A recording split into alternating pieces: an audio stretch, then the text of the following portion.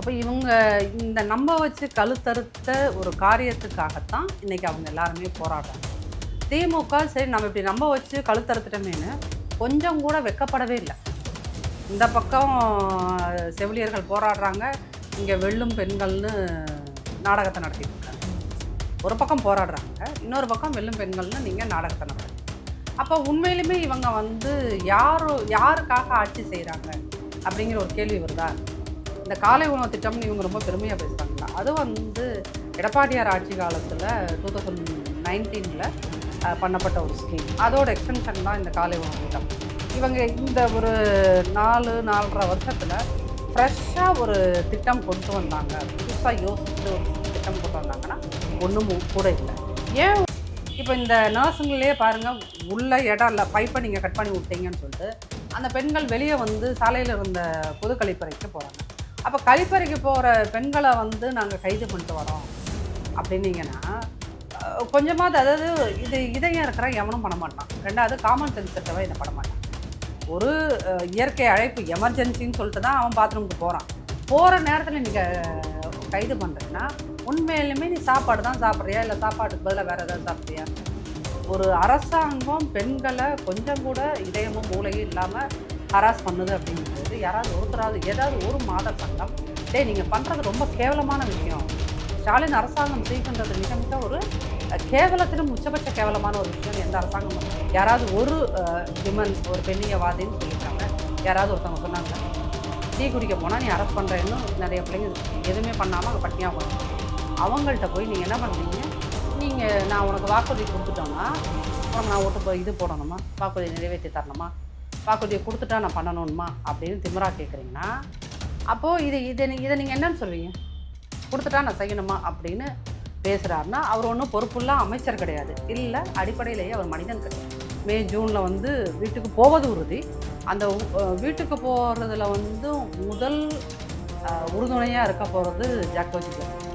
இரண்டாவது ஒட்டுமொத்த போக்குவரத்து துறை ஊழியர்கள். ஏன்னா அவங்கள அமைச்சர் சிவசங்கர் கூப்பிட்டு பேசவே இல்லை, அவர்களுடைய பிரச்சனைகளுக்கு தீர்வு காணவே இல்லை. ரெண்டாவது தூய்மை பணியாளர்கள். சென்னையில் இருக்கின்ற ஒட்டுமொத்த தூய்மை பணியாளர்களும் தமிழ்நாடு முழுக்க எல்லா நகராட்சிகளிலும் ஊராட்சிகளிலும் பணியாற்றிய தூய்மை பணியாளர்கள் இவர்கள் வீட்டுக்கு போகணும்னு சொல்லிட்டு விரதமே இருப்பாங்க. 26 சத்தியமாக ஆட்சிக்கு வர போகிறது கிடையாது, வரவும் மாட்டாங்க. ஏன்னா திமுக இன்னொரு முறை ஆட்சிக்கு வந்தால் ஆண்டவனால் கூட தமிழ்நாட்டை காப்பாற்ற முடியாது. நீங்கள் திரும்புகிற பக்கமெல்லாம் இங்கே கஞ்சாவும் கள்ளச்சாராயம் மட்டும்தான் வரும். பெண்கள் நிம்மதியாக நடமாடவே முடியாது. இங்கே கல்வித்துறை மிக மிக மிக சீரழியும்.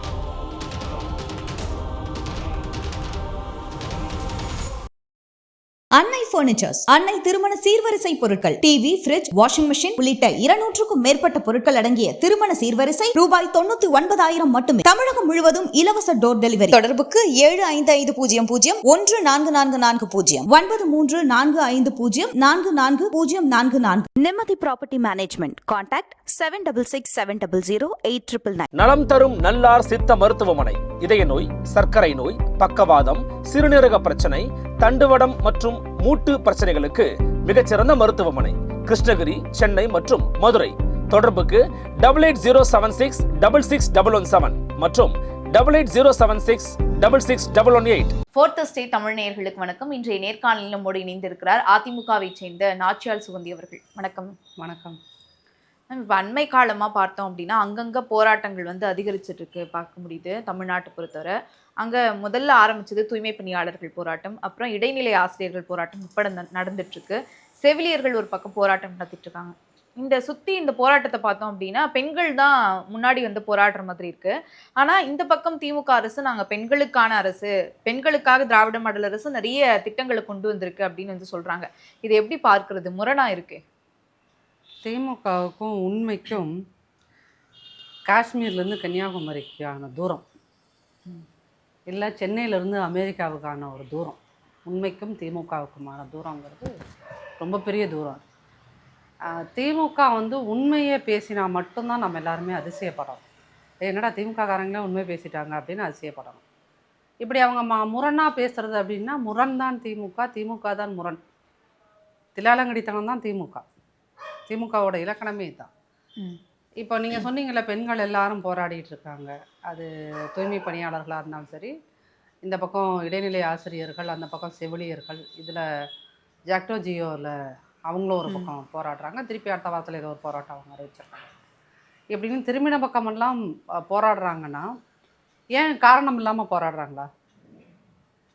இவங்க தான் தேர்தல் வாக்குறுதியில் நீங்கள் கேட்கின்ற கோரிக்கைகள் எல்லாத்தையும் நாங்கள் நிறைவேற்றி கொடுப்போம். இப்போ தூய்மை பணியாளர் என்ன சொன்னாங்க, நீங்கள் வந்து தனியார் நிறுவனத்திட்ட இருக்கீங்க, உங்களை வந்து அரசு ஊழியர்களாக மாற்றிடுவோம், இல்லை அந்த கார்ப்பரேஷன் ஊழியராக மாற்றிடுவோம், நிரந்தரமான சம்பளம் கொடுப்போம் அப்படின்னா அவங்களுக்கு வாக்குறுதி கொடுத்தாங்க. இடைநிலை ஆசிரியர்கள் எல்லாத்தையும் வந்து உங்களுக்கு வந்து சம வேலைக்கு சம ஊதியத்தை நாங்கள் கொடுத்துருவோம் அப்படிங்கிற மாதிரி அவங்களுக்கு ஒரு வாக்குறுதி கொடுத்தாங்க. அவங்களே நாங்கள் உங்களை பர்மனண்ட் பண்ணிடுவோம் அப்படின்னாங்க.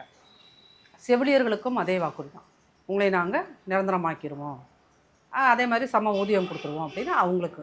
அப்போது அன்னைக்கு இவங்க இந்த வாக்குறுதி கொடுத்தாங்கல்ல, அந்த வாக்குறுதியை நம்பி தான் இன்றைக்கி போராடுறாங்கள, தெருவில் வந்து போராடுறாங்கல்ல, அவங்க எல்லாருமே ஓட்டு போட்டாங்க. இப்போ ஒரு செவிலியர்னால் அந்த செவிலியர் மட்டும் அந்த ஓட்டு போட்டுக்க மாட்டாங்க. அவங்க பேரண்ட்ஸும் நம்ம பொண்ணுக்கு இந்த ஒரு வேளை இந்த அரசாங்கம் வேலை கொடுக்கலாம் அப்படின்னு, ஒரு வேளை அவங்க திருமணமானவங்களாக இருந்தாங்கன்னா அந்த திருமணமான குடும்பத்தில் ஒரு 4 பேர் இருக்காங்கன்னு வச்சுக்கோங்க, அந்த 4 பேரும் சரி நம்ம மருமகளுக்கு வேலை கிடைக்கும், இந்த அரசாங்கம் தரேன்னு சொல்லியிருக்குன்னு கொடுக்கும். அப்போது ஒரு 100 பேர் இங்கே போராட்டம், 100 செவிலியர் பண்ணுறாங்க, 100 இடைநிலை ஆசிரியர் பண்ணுறாங்க அப்படின்னா அது 100 × 4 குறைந்தபட்சம். அப்போ அவங்களால வந்து ஒருத்தரால் 4 ஓட்டு இந்த அரசாங்கம் வாங்கி தான் இவங்க அரசு அமைத்திருக்கார்கள். அப்போ நீங்கள் எங்களால் ஜெயிச்சுட்டு அப்போ நீங்கள் எங்களோட கோரிக்கையை நிறைவேற்றி தர மாட்டோம் அப்படின்னு சொன்னீங்கன்னா அது வந்து ஒரு மிகப்பெரிய தில்லாலங்கடித்தனம் தானே. ஏமாற்று வேலை அப்படிங்கிறதெல்லாம் தாண்டி ஒரு மிகப்பெரிய தில்லாலங்கடித்தனம், அது வந்து நம்ப வச்சு கழுத்திருக்கிறது. அப்போ இந்த நம்ப வச்சு கழுத்திருப்பதை தான் எல்லா செக்டார்ட்டையும் இருக்கிற மக்களை இந்த ஸ்டாலின் அரசாங்கம் செய்திருக்கிறது. ஏன் அதில் சில பெண்கள்லாம் வந்து அவ்வளோ ஆக்ரோஷமாக பேசுகிறாங்க, ஒரு முதலமைச்சர்னு கூட பார்க்காம அவரை வந்து ரொம்ப ஒருமையில் பேசுகிறாங்க இல்லையா? அப்போ இவங்க இந்த நம்ப வச்சு கழுத்தறுத்த ஒரு காரியத்துக்காகத்தான் இன்றைக்கி அவங்க எல்லாருமே போராடுறாங்க. திமுக சரி நம்ம இப்படி நம்ப வச்சு கழுத்தறுத்துட்டோமேனு கொஞ்சம் கூட வெக்கப்படவே இல்லை. இந்த பக்கம் செவிலியர்கள் போராடுறாங்க, இங்கே வெல்லும் பெண்கள்னு நாடகத்தை நடத்திட்டு இருக்காங்க. ஒரு பக்கம் போராடுறாங்க, இன்னொரு பக்கம் வெல்லும் பெண்கள்னு நீங்கள் நாடகத்தை நடத்துகிறீங்க. அப்போ உண்மையிலுமே இவங்க வந்து யாருக்காக ஆட்சி செய்கிறாங்க அப்படிங்கிற ஒரு கேள்வி வருதா? அப்போ அந்த கேள்வியை கேட்கறதுக்காகத்தான் அந்த பெண்கள் வந்து ஒரு முதல்வர்னு கூட பார்க்காம அவரை வந்து கண்ணாபின்னான்னு திட்டுறாங்க. ரொம்ப மோசமான சொல்ல முடியாது, ஏன்னா அது அவங்க கோபத்தோட வெளிப்பாடு, ஒரு ஆவேசம். நம்ம பாதிக்கப்பட்டிருக்கேன், உன்னை நம்பி என் குடும்பத்துலேருந்து ஒரு 10 பேர் ஓட்டு போட்டான், அதனால தான் நான் உட்காந்துருக்கேன். ஆக்சுவலி இவங்க டிஎம்கே கவர்மெண்ட் வந்து மற்றவனுக்கெல்லாம் சொல்லும் போது நாங்கள் போட்ட பிச்சைங்க. இப்போ லிட்டரலாக அந்த மக்களும் அதான் சொல்கிறாங்க, நாங்கள் போட்ட ஓட்டு பிச்சையில் தான் நீங்கள் ஸ்டாலின் அவர்களே முதல்வராக இருக்கீங்க, இல்லைன்னா இங்கே எதிர்கட்சியாக இருந்திருக்கலாம், இல்லாட்டா எதிர்கட்சி கூட இல்லாமல் போயிருந்துக்கலாம் 2011 ஆன மாதிரி. அப்படிங்கிற இடத்துல தான் இந்த போராட்டங்கிறது எல்லா இடங்கள்லையும் வலுப்பெறுது. இன்னும் எலெக்ஷனுக்கு ஒரு 3 மாதம் இருக்குது அப்படின்னா, ஏப்ரல் லாஸ்ட்டில் எலெக்ஷன் வரப்போகுது அப்படின்னா, இந்த ஜனவரியிலெல்லாம் தமிழ்நாட்டில் நீங்கள் எங்கே திரும்பினாலும் போராட்டமாக இருக்கும். ஏன் அப்படின்னா மக்களுக்கு போராடணுங்கிறத விட இந்த ஸ்டாலின் அரசு நம்மளை நம்ப வச்சு ஏமாத்தின ஒரு துரோக அரசாக இருக்கே, அப்போ அந்த துரோகத்துக்கு பாடம் கற்பிக்கணும்னு வருமா இல்லையா? யாருக்காக இருந்தாலும் நீ 4 வருஷம் இந்த வருஷம் போட்டுருவா, அடுத்த வருஷம் போட்டுருவேன்னு எல்லாரும் வெயிட் பண்ணிகிட்டே இருந்தாங்க. இப்போ ஆட்சியே முடிய போது நீ ஒன்றும் பண்ணலைன்னா அப்புறம் இந்த மக்கள்கிட்டே தான் நீங்கள் போய் ஓட்டும் கேட்பீங்க. அப்படிங்கிற இடத்துல தான் அவங்க வந்து நீ சொன்னேல செய் அப்படிங்கிற ஒரு அழுத்தத்தை இந்த அரசாங்கத்துக்கு தராங்க. ஆனால் திமுக அரசு இன்னொரு பக்கம் அவங்களால முடிந்த எல்லா திட்டங்களையும் நாங்கள் செய்கிறோம் அப்படின்னு செஞ்சு தானே இருக்காங்க. இப்போ இலவச பேருந்து திட்டத்தை கொண்டு வந்தாங்க, அடுத்து புதுமை பெண் திட்டம் அப்படின்னு சில திட்டங்களை வந்து அறிவிச்சுட்டே தானே இருக்காங்க. ஒரு ஜேர்னலிஸ்ட்டு, யங் ஜேர்னலிஸ்ட்டு, இலவச பேருந்து, புதுமை பெண்கள் திட்டம், காலை உணவு திட்டம், அப்புறம் என்னது வேற என்ன கொடுத்தாங்க எல்லாத்துக்கும்? இப்போ சமீபத்தில் தூய்மை பணியாளர்களுக்கு சில திட்டங்கள் அறிவிச்சிருக்கோம் அப்படின்னு சொன்னாங்க. அது அவங்க போராட்டம் பண்ணினதால நம்ம எல்லாருக்குமே தினம் நியூஸ் பேப்பர் படிக்கின்ற பொதுமக்களுக்கு கூட ஸ்டாலின் அரசாங்கம் செய்த திட்டங்கள் அப்படின்னா ஒரு 4 திட்டங்கள் அதிகபட்சம் ஞாபகம் வருது. ஸ்டாலின் அவர்களே ஒரு முதல்வராக மேடையில் பேசும்போது அவர் சொல்கிறதும் நீங்கள் சொல்கிற அந்த 1000 ரூபாய் ஸ்கீம், புதுமை பெண் திட்டம், மாணவிகளுக்கு ஒரு 1000 ரூபாய் கொடுக்கறது, மாணவர்களுக்கு ஒரு 1000 ரூபாய் கொடுக்கறது, 3 ஸ்கீமு. 4வது இந்த இலவசங்கிற வார்த்தையை இவங்க பிரயோகம் பண்ணக்கூடாது. அதிமுக அரசு விலை இல்லாத அப்படி தான் சொல்லணும்.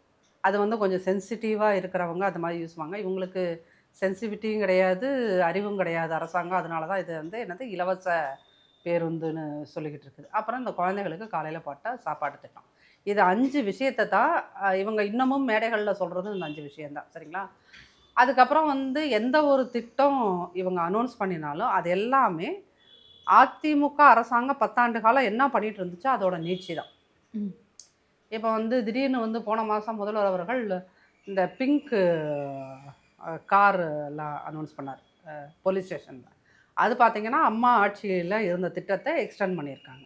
இந்த காலை உணவு திட்டம்னு இவங்க ரொம்ப பெருமையாக பேசுகிறாங்களா, அது வந்து எடப்பாடியார் ஆட்சி காலத்தில் 2019 பண்ணப்பட்ட ஒரு ஸ்கீம். அதோட எக்ஸ்டென்ஷன் தான் இந்த காலை உணவு திட்டம். இவங்க இந்த ஒரு 4-4.5 வருஷத்தில் ஃப்ரெஷ்ஷாக ஒரு திட்டம் கொண்டு வந்தாங்க, புதுசாக யோசித்து ஒரு திட்டம் கொண்டு வந்தாங்கன்னா ஒன்றும் கூட இல்லை. ஏன் ஒரு புது சிந்தனைகளோ ஒரு புது திட்டமோ வரல அப்படின்னீங்கன்னா, திமுகவில் இருக்கிறது எல்லாமே ரொம்ப அதர பழசான பூமர் மூளைகள். எல்லாமே பூமர் மூளைகள், ரொம்ப பழைய சிந்தனை ஆட்கள். அதனால தான் புதுசாக எந்த ஒரு ஸ்கீமுமே நீங்கள் பார்த்தீங்கன்னா ஒரு மக்களுக்கான திட்டம் அப்படிங்கிறத புதுசாக எதுவுமே அவங்க இது வரைக்குமே, இப்போ எலெக்ஷன் வரப்போகுது, இப்போ இந்த சட்டமன்றம் இப்போ ஜனவரியில் கூட போகுது, அப்போயும் அவங்க என்ன அந்த 110 விதியின் கீழில் வந்து ஒரு 10 திட்டம் அனௌன்ஸ் பண்ணுவாங்க, எலெக்ஷனுக்காக அனௌன்ஸ் பண்ணுவாங்க.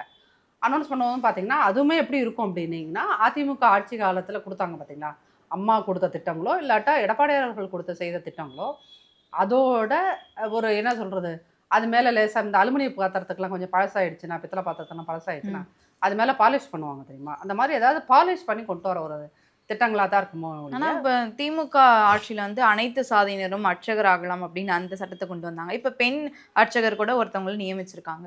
இதை அவங்க யார் யோசிக்காத ஒன்று திமுக அரசு யோசிச்சு இருக்குன்னு சொல்லலாமா? அனைத்து சாதியினரும் அர்ச்சகராகலாம் அப்படிங்கிறதெல்லாம் வந்து அது அண்ணா காலத்து சிந்தனை. அதை வந்து இப்போ இம்ப்ளிமெண்ட் பண்ணியிருக்காங்க வேணால் நீங்கள் சொல்லலாம் இல்லையா. சிந்தனையாக அவங்க புதுசாக எதுவுமே கிடையாது. ஏன்னா திமுகவில் இன்றைய தேதிக்கு பேசுறதுக்கு வாய்கள் இருக்கிறது, யோசிக்கிறதுக்கு அங்கே மூளைகள் கிடையாது, மனிதாபிமானமாக சிந்திப்பதற்கு அங்கே இதயங்கள் கிடையாது. திமுக ஒரு மூளை இல்லாத, இதயம் இல்லாத, வெறும் வாயை மட்டும் வைத்து கொண்டு ஆட்சி செய்வதனால்தான் கடைசி கட்டத்தில் இத்தனை 1000 பெண்கள் உங்களுக்கு சாலைக்கு வந்து போராடுறாங்க.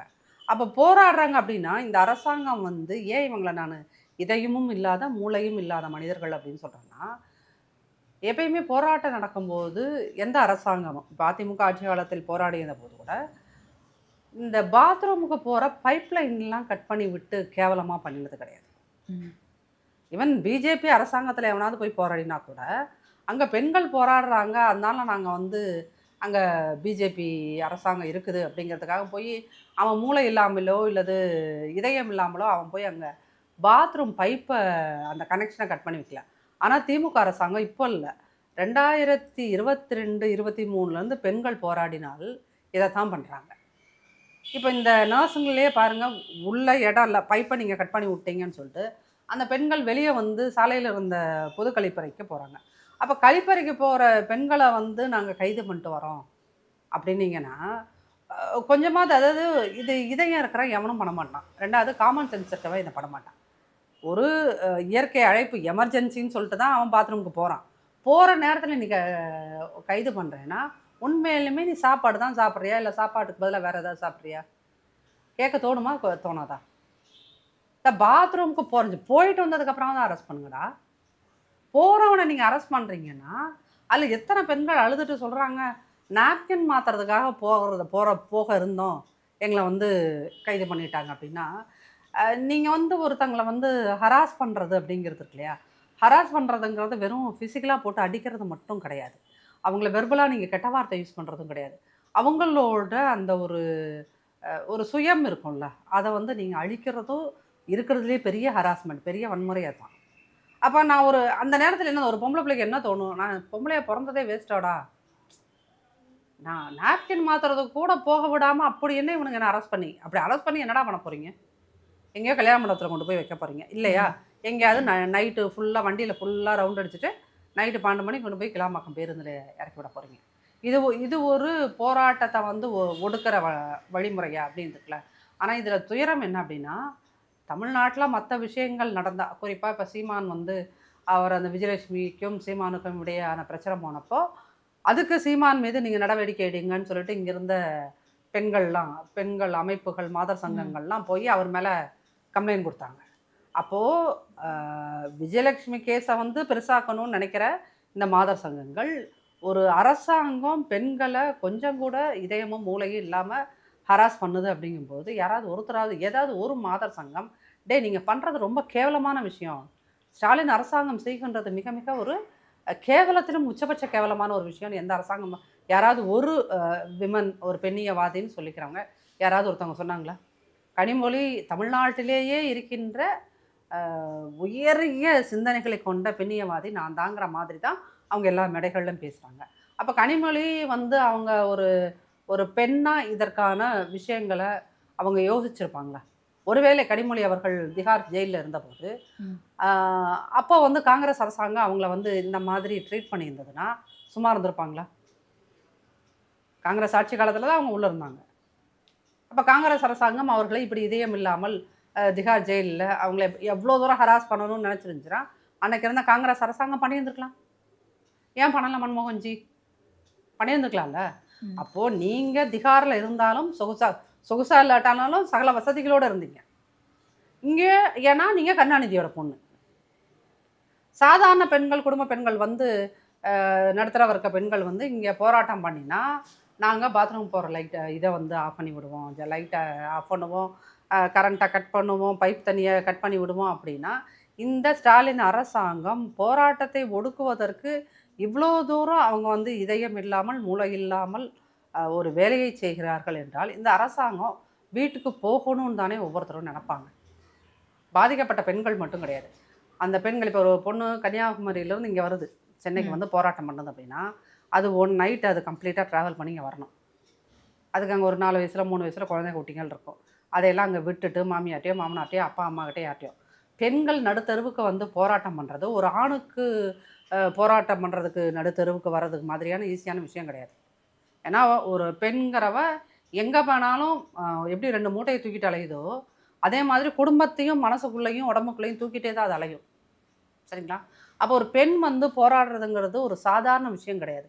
அப்போ அதை யோசிக்கக்கூடிய ஒரு அறிவுகட்ட அரசாங்கத்திடம் வேறு எப்படி இந்த பெண்கள் போராடி நிரூபிப்பாங்க, எங்களுக்கு வேலை வேணுங்கிறத எப்படி சாதிக்க போகிறாங்க, தங்களுடைய கோரிக்கைகளை எப்படி நிறைவேற்றிக்க போகிறாங்க அப்படிங்கிறது உண்மையிலேயுமே ஒரு கவலைக்குரிய ஒரு விஷயமா இருக்குது. இந்த அரசாங்கம் வீட்டுக்கு போவதன் மூலமாகத்தான் இந்த பெண்கள் தங்களுடைய கோரிக்கையை நிறைவேற்றிக்க முடியுங்கிறதையும் அவங்களுக்கு நம்ம ரொம்ப ஹம்பிளாக சொல்லி. இந்த செவிலியர்கள் போராட்டத்தில் கூட அமைச்சர் மா சுப்பிரமணியன் அவர்களுடன் பேச்சுவார்த்தை நடத்தும்போது அவர் என்ன சொல்லியிருந்தாருன்னா, தேர்தல் வரும்போது என்ன நெருக்கடி கொடுக்க பார்க்குறீங்களா, வாக்குறுதி கொடுத்தா நிறைவேற்றணுமா அப்படின்னு கடுமையாலாம் பேசியிருந்தாரு. காலி பணியிடங்கள்லாம் அவ்வளவா இல்லை, ஆளுக்கு அதிகமாக தான் இருக்காங்க பணி செய்யறதுக்கு அப்படின்லாம் சொல்லியிருந்தார். மா சுப்பிரமணியன்லாம் அவரை வந்து பர்சனலாக நான் வந்து அவரை இந்த மனித ஜென்மத்தில் நான் அவரை சேர்த்திக்கிறதே கிடையாது. ஏன்னா இது இன்றைக்கி ஆக்சுவலி நம்ம பேசிகிட்டு இருக்க இந்த நேரம் யார் அந்த சார் அந்த இன்சிடெண்ட் நடந்து அந்த அண்ணா பல்கலைக்கழகத்தில் அந்த பொண்ணை ஹராஸ் பண்ணி இன்னையோட 1 வருஷம் ஆகுது. கரெக்டாக இன்றைக்கி 1 வருஷம் ஆயிடுச்சு. ஸோ அந்த இன்சிடெண்ட்லேருந்து அவர் மீது இருந்த ஒரு மரியாதைலாம் அதுக்கு முன்னாடி பெருசாக இருந்தது கிடையாது. பட் அவர்லாம் எப்படி ஒரு மனிதராக இருக்க முடியும்? ஏன்னா நீங்கள் அமைச்சராக இருக்கலாம், திமுகவில் அப்படி பார்த்தோம்னா ஒவ்வொருத்தருடைய தனி மனித ஒழுக்கத்தை எடுத்து பார்த்தோம்னா அங்கே யாருமே தேர மாட்டாங்க. பட் மாசு அப்படிங்கிறவரை வந்து நீங்கள் போய் அவரை வந்து இந்த பெண்கள்கிட்ட போய் பேச விட்டதே என்னெல்லாம் என் பொறுத்தளவுக்கு தப்பு.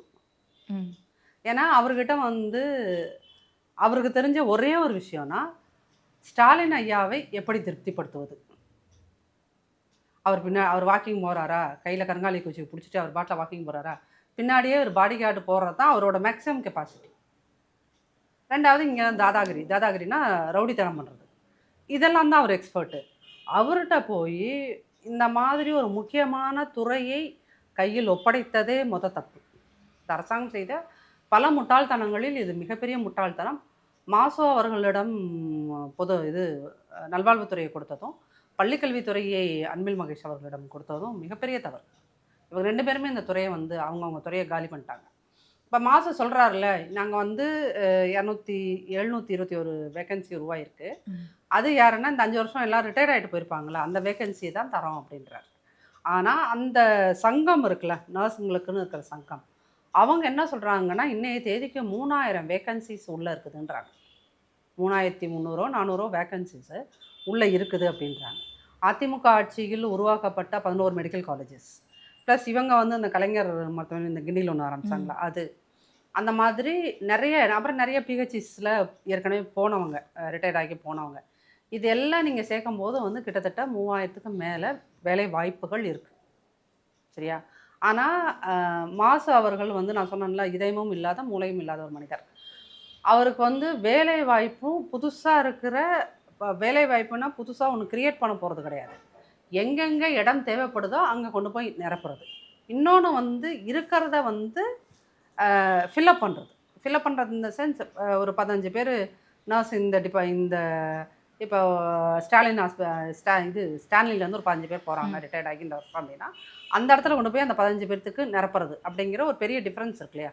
புதுசாக உருவாக்குறதும் ஏற்கனவே இருந்ததை ஃபில்லப் பண்ணுறதும். இந்த டிஃப்ரென்ஸே தெரியாமல் தான் அவர் வந்து 753 ஏதோ ஒரு கணக்கை வந்து அவர் உளறி வச்சுருக்காரு.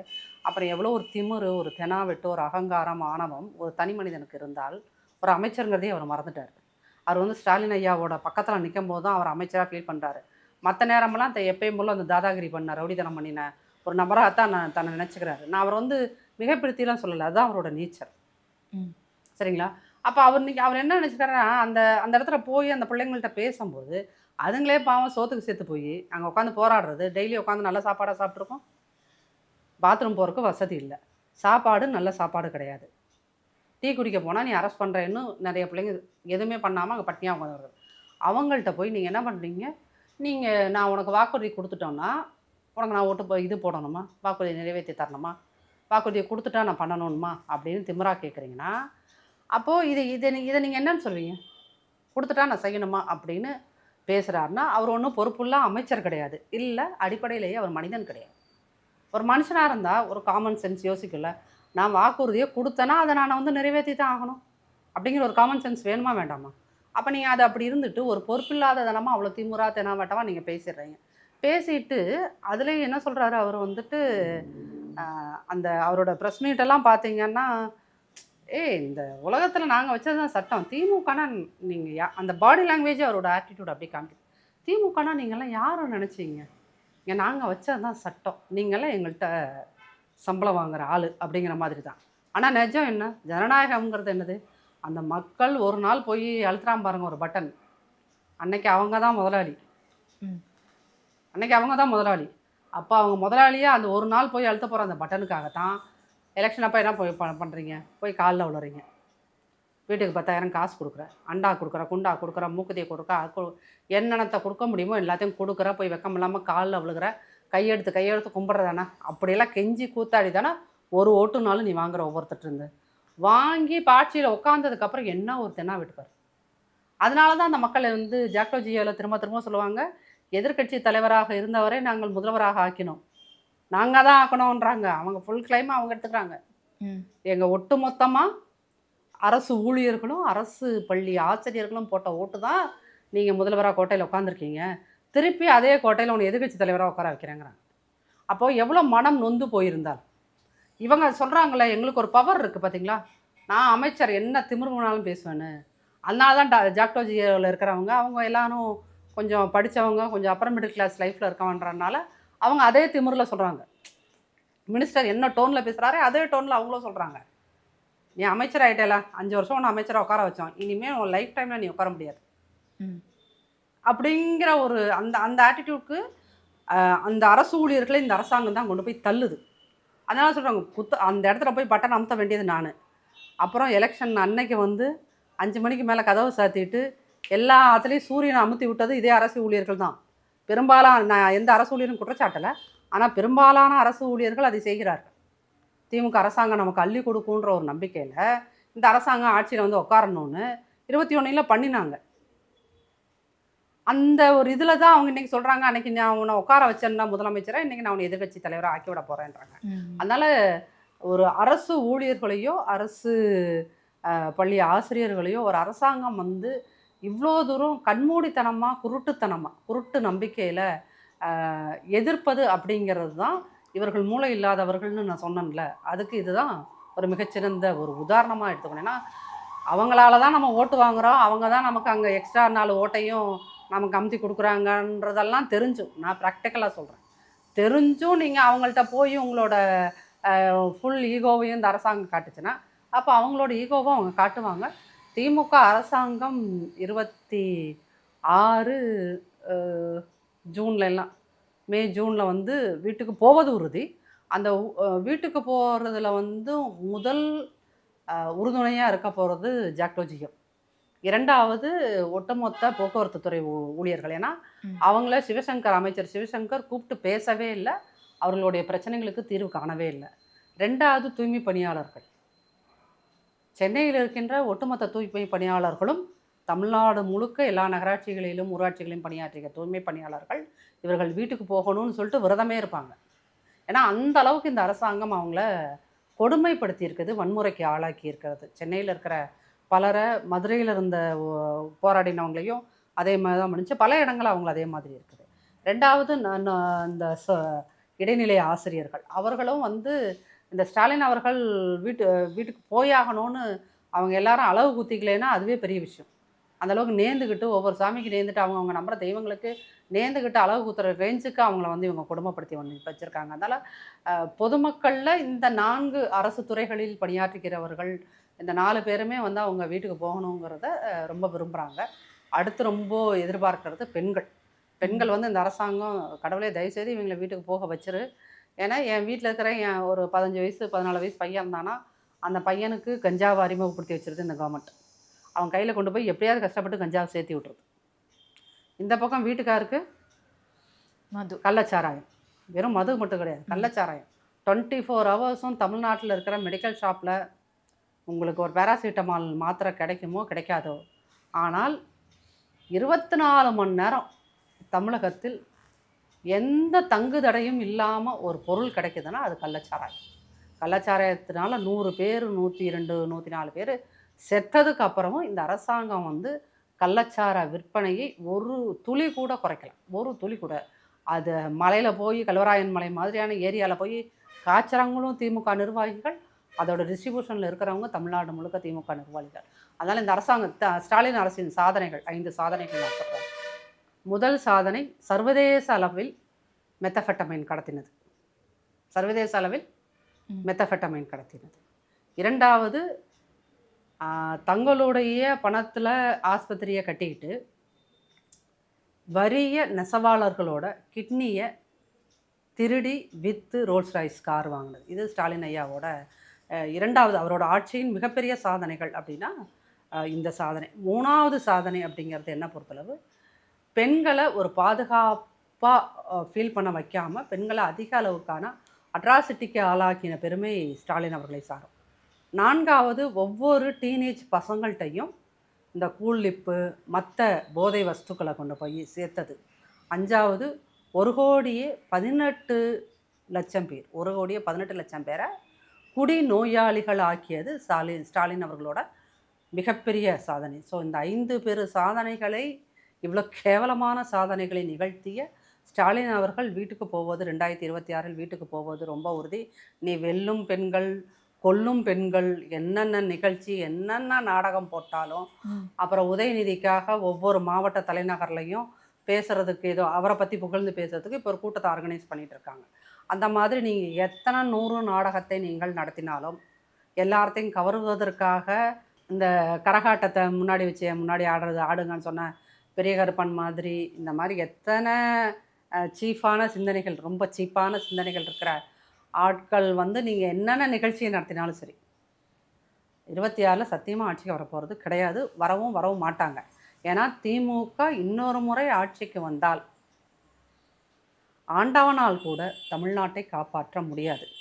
நீங்கள் திரும்புகிற பக்கமெல்லாம் இங்கே கஞ்சாவும் கள்ளச்சாராயம் மட்டும்தான் ஓடும், பெண்கள் நிம்மதியாக நடமாடவே முடியாது. இங்கே கல்வித்துறை மிக மிக மிக சீரழியும். இது எல்லாம் நடக்கும். இது நடக்கக்கூடாது அப்படின்னா 26 யோசித்து போடுங்க, நீங்கள் கொண்டு ஓட்டு. அதுதான் நம்மளோட ரிக்வஸ்ட்.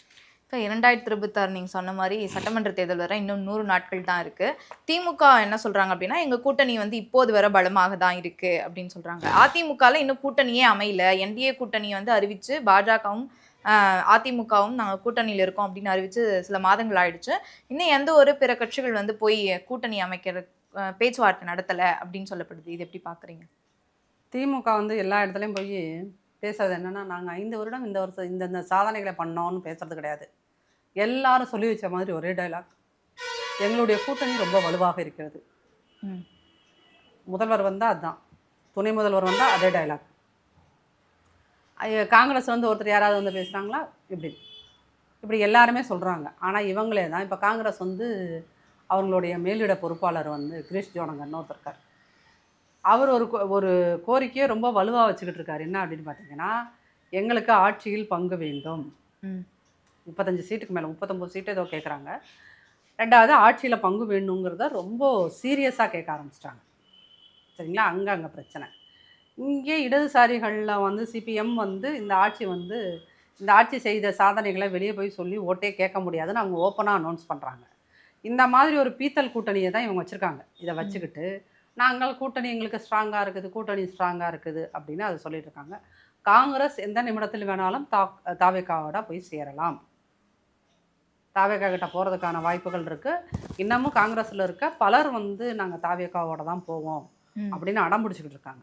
அவங்களோட சோசியல் மீடியா பேஜஸ்ல எல்லாம் தாவேகா கூட போகணும்னு ஓப்பனாக எழுதுகிறாங்க, கட்சிக்குள்ளே சொல்கிறாங்க. அங்கே டெல்லியில் போயும் சில பேர் வந்து தாவேகா கூட போகிறது தான் நாம் கட்சியை இங்கே வளர்க்குறதுக்கு பயன் இருக்கும். திமுகவோட சேர்ந்தோம்னா நம்ம அவங்களோட சேர்ந்தே கொன்னுடும். சேர்ந்தாரை கொல்லின்னு தமிழில் ஒரு வார்த்தை இருக்கு இல்லையா, அந்த மாதிரி அது திமுக சேர்ந்தாரை கொன்னுடும் அது அப்படின்றத அவங்க இது பண்ணுறாங்க. ஸோ இந்த மாதிரி பார்க்கும்போது அவங்க கூட்டணி ஸ்ட்ராங்காக இருந்தாலும், கூட்டணி இங்கே ஸ்ட்ராங்காக இருக்குதுன்னு அவங்க நம்பினாலும் களத்தில் கூட்டணி ஸ்ட்ராங்காக இல்லை. அதுதான் நிஜம். இப்போ அதிமுக பொறுத்தவரைக்கும் இப்போ நீங்கள் சொன்னீங்களே, என்டிஏ கூட்டணிக்குள்ளே அதிமுக தலைமையின் கீழ் தான் பாஜக வருது. வேறு கட்சிகள் இன்னும் யாரும் வரலையே அப்படின்றது இது வந்து ஊடகங்கள் திரும்ப எல்லாரும் ரொம்ப ஒரு கவலைக்குரிய விஷயமா பேசுகிறது. அப்படிங்கிறதுனா February 1st வீக்கில் இது எல்லாமே தெளிவுக்கு வந்துடும்.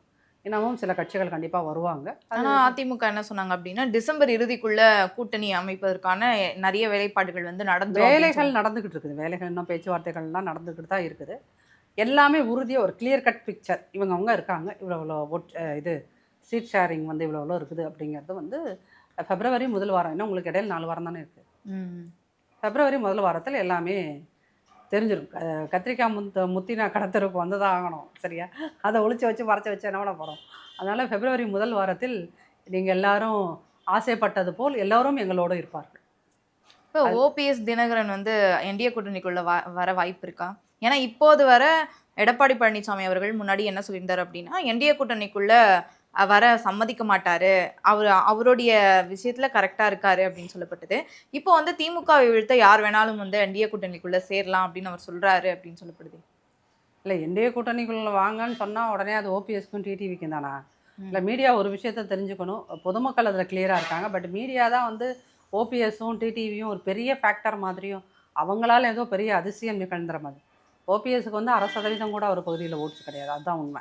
உடனே நீங்கள் நாடாளுமன்ற தேர்தல்னு ஆரம்பிப்பீங்க. நாடாளுமன்ற தேர்தலுங்கிறது வேறு கான்செப்ட், சட்டமன்ற தேர்தலுங்கிறது வேறு. இது நீங்கள் தேர்தல் வரலாற்றை எடுத்து பார்த்தீங்கன்னா எப்பயுமே சட்டமன்ற தேர்தலோட அந்த ஓட்ஸ் ஷேரிங்கே வேறு மாதிரி இருக்கும். நாடாளுமன்ற தேர்தலோட ஓட் ஷேரிங்கன்றதை வேறு மாதிரி இருக்கும். ஒரு சில தேர்தல்களில் திமுக வந்து 40க்கு 40 வாங்கும். ஆனால் இந்த பக்கம் உங்களுக்கு வந்து சட்டமன்றத்தில் அது தோற்றுட்டு போயிடும். ஸோ அந்த மாதிரி ஹிஸ்ட்ரியெல்லாம் இருக்குது. அதனால் வந்து நான் இப்போ 40 தொகுதிகளையும் அதிமுக வந்து சட்டமன்ற தேர்தலில் இழந்துருச்சு அப்படின்னா அது அப்படியே வந்து இங்கே ரிஃப்ளெக்ட் ஆகாது. நாடாளுமன்றத்தில் இழந்துச்சுன்றதுனா சட்டமன்ற தேர்தலில் ரிஃப்ளெக்ட் ஆகாது. இங்கே அதுக்கு அப்படியே நேர்மாறாக இருக்கும். பெரிய அளவுக்கு அது ஜெயிக்கும். அது புரட்சி தலைவர் காலத்துலேயும் அந்த மாதிரி ஒரு ஹிஸ்ட்ரியெல்லாம் நடந்திருக்கு. அம்மா காலத்துலேயும் அதெல்லாம் நடந்திருக்கு. ஸோ அதனால் இந்த முறை அப்படிங்கிறது வந்து இந்த அரசுக்கு எதிரான மனநிலைமைன்னு இருக்குல்ல, அந்த அரசுக்கு எதிரான மனநிலைமை பொதுமக்களில் இந்த நடுநிலையாக இருக்கவங்கள்ட்ட மட்டும் கிடையாது, திமுக காரங்கள்ட்ட இருக்குது. திமுக இன்னொரு முறை ஆட்சிக்கு வரக்கூடாதுன்னு ஒரு அதிமுக காரங்க விரும்பினாங்கன்னா அப்படி விரும்பினா தான் அவங்க அதிமுக காரங்க. ஆனால் ஒரு திமுக காரங்க ஓப்பனாக சொல்கிறது என்னென்னா, இன்னொரு முறை ஸ்டாலின் அரசாங்கம் வரக்கூடாது. ஏன் அப்படின்னா இவங்க குடும்பம் சொத்து சேர்க்கறதுக்காக வந்து பேரறிஞர் அண்ணா வந்து கட்சியை இந்த அளவுக்கு கஷ்டப்பட்டு வளர்த்து எடுத்து கொடுத்துட்டு போனார். அவருடைய பெயரோ அவருடைய வரலாறும் இந்த 5 ஆண்டு கால ஸ்டாலின் ஆட்சியில் வந்து அது ஃபுல்லாக அழிக்கப்பட்டு விட்டது. எல்லாமே உதயநிதி தான். என்னது இளம் பெரியார் உதயநிதி அந்த அளவுக்கெல்லாம் கேவலமாக கூவ ஆரம்பிச்சிட்டாங்க இல்லையா? அதை வந்து எந்த ஒரு திமுக தொண்டர்களும், உண்மையான தொண்டர்கள் இருப்பாங்கள்ல, இந்த இப்போ இடையில போயிருப்பாங்களே, எனக்கு வந்து சீட்டு வேணுங்கிறதுக்காக போயிட்டு எங்கள் தலைவர் அப்படி, எங்கள் தலைவர் இப்படின்லாம் படம் போடுவாங்க. அவங்க இல்லை, பாரம்பரியமாக அந்த கட்சிக்குள்ளே, கட்சி தோன்றின காலத்துலேருந்து 75 வருஷமாக அந்த குடும்பம் இருந்திருக்கும் அந்த கட்சிக்குள்ளே. அந்த மாதிரி ஆட்கள்லாம் வந்து இவங்க இருக்கக்கூடாது, இவங்க இருக்கிறது தான் திமுகவோட சித்தாந்தத்தை இவங்க தான் அளிக்கிறாங்க அப்படிங்கிற ஒரு வெறுப்பு அவர்களுக்கு வருகிறது. அதனால் இந்த முறை திமுக வீட்டுக்கு போகிறது திமுக தொண்டர்களால், திமுகவோட உண்மையான தொண்டர்களால் தான் அவங்க போகிறாங்க, அனுப்புகிறாங்க. அவர்கள் எல்லாருமே என்ன சொல்கிறாங்க அப்படின்னா, உதயநிதி மட்டும் இல்லை, ஒவ்வொரு மாவட்ட ரீதியாக இருக்கிற அமைச்சர்களோட பையன் தான் எம்பி ஆகிறான், இல்லை எம்எல்ஏ ஆகிறான் அப்படின்னா, நாங்கள் எதுக்கு இங்கே ஆட்சி வேலை செய்யணும், கட்சிக்கு வேலை செய்யணுங்கிற ஒரு விரக்தி, வெறுப்புங்கிறத விட விரக்தி அவங்கள்ட்ட நிறையா இருக்குது. ஸோ இந்த காரணங்களால் வந்து திமுக வீட்டுக்கு போகிறதுங்கிறது ரொம்ப உறுதியாயிடுச்சு. அப்படின்றதுனால இந்த முறை இதில் நீங்கள் ஒன்றே சொல்லுவீங்க, தாவேகா வந்து ஒரு பெரிய ரோல் ப்ளே பண்ணாதா இந்த முறை அப்படிங்கிறது. இப்போ எடப்பாடி பழனிசாமி அவர்கள் வந்து அழைப்பு விடுறாரு அப்படின்னா தாவேகாவுக்கு அப்படின்னு எடுத்துக்கலாமா? அப்படிலாம் இல்லை. நீங்கள் அதாவது மீடியா மட்டும்தான் மேடம், நீங்கள் எல்லாருமே தாவேகா அந்த தாவேகா கட்சிக்காரன் டிவிகேன்னு எல்லா இடத்துலையும் கத்துற மாதிரி நீங்களும் மீடியாவும் டிவிகேன்னு தான் கூவுறீங்க. பட் டிவிகேங்கிறது வந்து எப்படி சொல்கிறது, வெளியே கூடுற ஒரு கூட்டம் இருக்குல்ல, அதை வச்சுட்டுலாம் ஒன்றுமே கணக்கு பண்ண முடியாது. அப்படி பார்த்தீங்கன்னா சீமான் வந்து போன முறை முதல்வரே ஆயிருக்கணும், அட்லீஸ்ட் எதிர்கட்சி தலைவராக ஆயிருக்கணும், அவருக்கு கூடின கூட்டங்களை எல்லாம் வச்சு பார்த்தீங்கன்னா. அப்போ வெறும் கூடுற கூட்டத்தை வச்சு வந்து அது ஓட்டாக கன்வெர்ட் ஆகுன்றது கிடையாது. உடனே விஜய் கட்சிக்காரங்க என்ன சொல்கிறாங்க, புரட்சி தலைவர் எம்ஜிஆருக்கு கூடுச்சு இல்லையா அப்படிம்பாங்க. புரட்சி தலைவரோட ஹிஸ்ட்ரிங்கிறதே வேறு. அவர் அரசியலில் 22 வருஷம் கடுமையாக வேலை பார்த்து முதலமைச்சரானவர். திமுகவில் வந்து அவர் வகிக்காத பொறுப்புகளே இல்லைங்கிற அளவுக்கு கட்சிக்குள்ளே பொருளாளராக இருந்தார், இந்த பக்கம் எம்எல்சியாக இருந்தார், எம்எல்ஏவாக இருந்தார், எல்லாமாவும் இருந்திருக்காரு. அப்போ அவரோட உழைப்பை நம்ம கன்சிடர் பண்ணாமல் வெறும் புரட்சி தலைவர், அவர் நடிகர், அதனால வந்து அவர் போட்டு விழுந்துச்செல்லாம் கிடையாது. அப்புறம் அவர் இருந்த காலத்தில் அவரோட படங்களில் அவர் என்ன விஷயங்கள் பேசினார், விஜய் அப்படியா பேசினார், எம்ஜிஆர் மாதிரியே பேசிகிட்டு இருக்காரு. இன்னைக்கும் உங்களுக்கு தத்துவ பாடல்கள், இல்லை ஒரு குழந்தை ஒழுக்கமாக இருக்கணும் அப்படின்னு சொல்கிறதுக்கு ஒரு பாடல் இருக்குன்னா புரட்சி தலைவர் எம்ஜிஆரோட பாட்டுகளை தான் எல்லாருமே இன்னமும் போட்டுக்கிட்டு இருக்காங்க. நீங்கள் வந்து விஜய் சார் படத்தில் வந்து ஏதாவது ஒரு பாட்டுன்னு சொன்னால் உங்களுக்கு என்ன வரும்? எதுவுமே வராது. அப்போது அவர் வந்து ஒரு விஷனோட இருந்தார். விஜய்க்கு அந்த மாதிரி ஒரு விஷன்லாம் இல்லை, அதுதான் ரியாலிட்டி. அதனால் விஜய் வந்து 26 தேர்தலை தீர்மானிக்கக்கூடியவராக இருக்க மாட்டார். எங்கேயாவது 4-5 மக்கள் வந்து சொல்கிறாங்கன்னு வச்சுக்கோங்க, நான் விஜய் தான் ஓட்டு போடுவேன்னு சொன்னாங்கன்னா, அந்த 4-5 மக்கள் தான் ஒட்டுமொத்த தமிழ்நாடும் கிடையாது. ஓட்டு போடுற எண்ணிக்கையும் அந்த மக்களும் ஈக்குவல் கிடையாது இல்லையா? அது ஒரு சாம்பிளாக எடுத்துட்டா கூட அது வந்து யார் அப்படி சொல்லுவாங்களோ அவங்கள நோக்கி நம்ம மைக்க நீட்டுறோம். மிகப்பெரிய மீடியா பண்ணுற ஒரு தில்லாலங்கடி இருக்குது பாருங்கள்.